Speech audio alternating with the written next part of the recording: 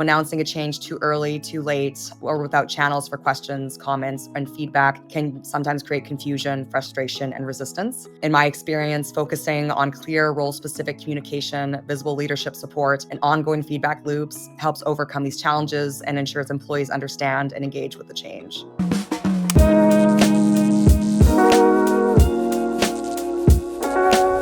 Hello, everybody, and thank you for joining us on this week's episode of You've Got Comms podcast with Staffbase.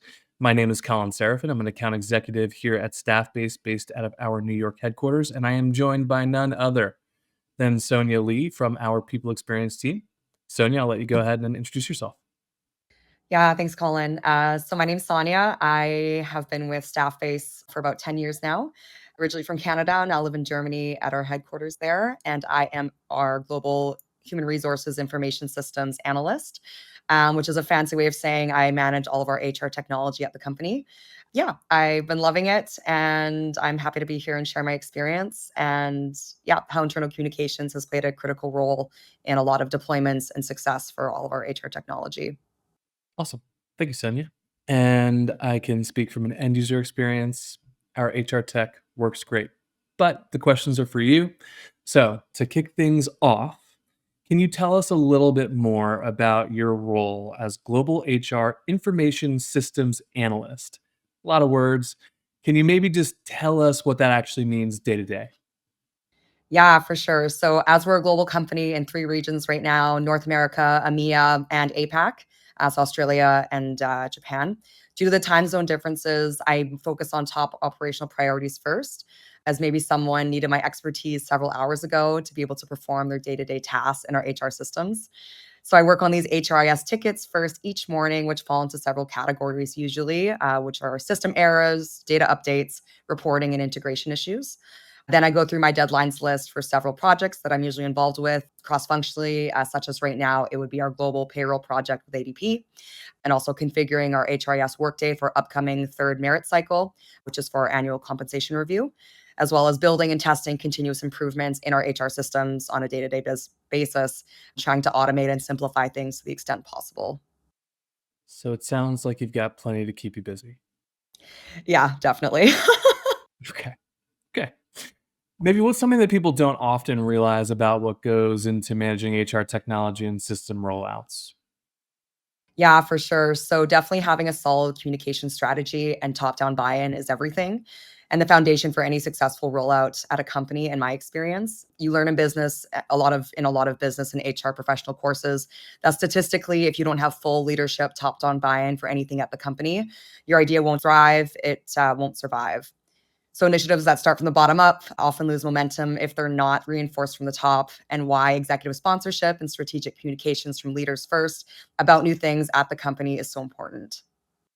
Okay. So when you think about it, when you introduce a new HR system, process, policy, what have you, what role do you think communication plays in making that successful ultimately? Yeah, I would have to say that communication definitely plays a central role in the success of any new HR system, process, or policy. Rollout, you can have the best technology or framework, but if people don't understand the why and the how and the impact on them through effective communication, adoption usually falls short. Yep. Makes sense. Seen it time and time again. And what are some of the biggest challenges you've seen when it comes to communicating HR changes effectively? It's one thing to communicate it, it's another thing to do so effectively. What would you say the trick is there? For sure. I would say besides getting consistent buy-in across all levels of the organization, especially leadership, another challenge can be message clarity. So HR changes often involve policy details, compliance requirements, and process steps, which can be overwhelming for employees if not communicated early and clearly in digestible pieces. Another can be timing and two-way communication. So announcing a change too early, too late, or without channels for questions, comments, and feedback can sometimes create confusion, frustration, and resistance. In my experience, focusing on clear role-specific communication, visible leadership support, and ongoing feedback loops helps overcome these challenges and ensures employees understand and engage with the change. Thank you. That was a very thorough answer. I appreciate that. And like, it's funny, right? Sitting in my chair, as one of the employees that receives these kinds of communications from you, when you look at me, the employee, it's one thing to just hear about a change, but what can you do to actually make sure that people understand it and adopt it? Yeah, great question. So for us to make sure employees not only heard about a change, but actually adopt it, again, we focus on clear role specific communication, manager involvement, and ongoing reinforcement. But also, we rely heavily on staff based metrics to track engagement, understanding as well, so we can adjust messaging and support where needed. This approach helps turn awareness into real behavioral change. Okay, awesome. And obviously, you work with our internal comms team, the PX team, and the internal comms team on Campsite, which for anybody out there, that is our own internal intranet that we use in house. What does that kind of collaboration process look like to actually build that employee experience?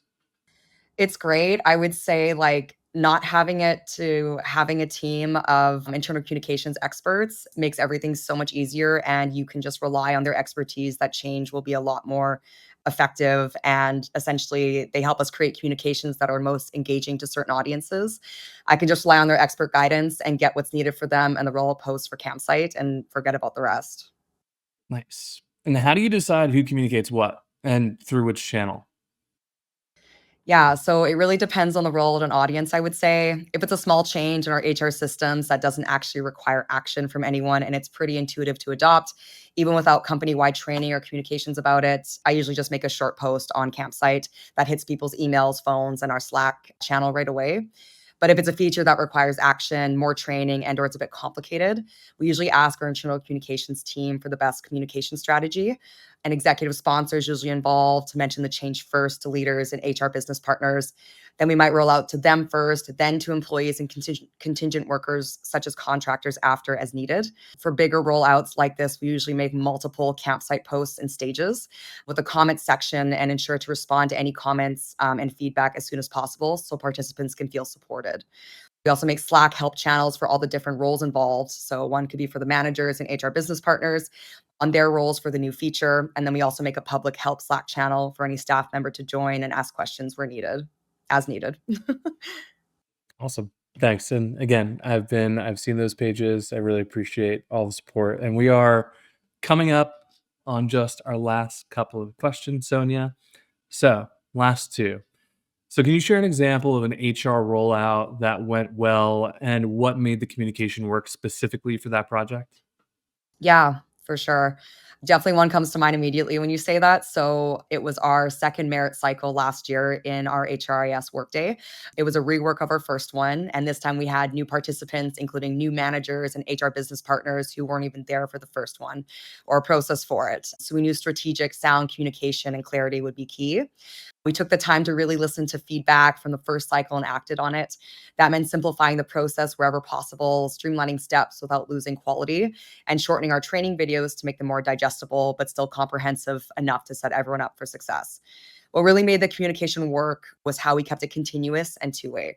So we posted updates for each stage of the process on our Campsite intranet by Staffbase, where participants could comment and ask questions directly, and we made sure to respond in real time. And again, this true feedback loop helped feel make people feel not just supported but confident throughout the process.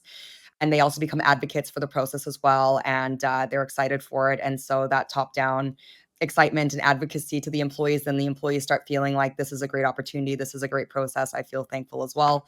And so by the time the cycle launched, participants told us it felt a lot simpler, straightforward, and well organized, which was a huge improvement from the year before. Awesome. And final question. If you could give one piece of advice to HR comms leaders about managing system or policy change, what would it be?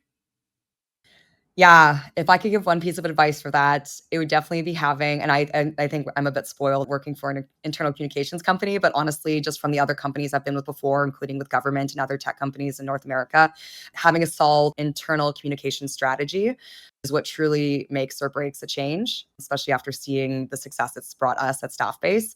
You can have the best system or policy in the world, but if people don't clearly understand the why, the what's in it for me, and how to take action through effective communication, it won't stick. So, thoughtful, consistent, and engaging communication tailored to different audiences and championed by leaders is what turns a role into real adoption and lasting change. Well, I'm not sure I could cap us off with anything more prescient than that. Sonja, thank you very much for your time. I appreciate it. And thank you, everybody who tuned in today for listening to this week's episode of You Got Comms podcast brought to you by Staffbase. Tune in next time. Thanks.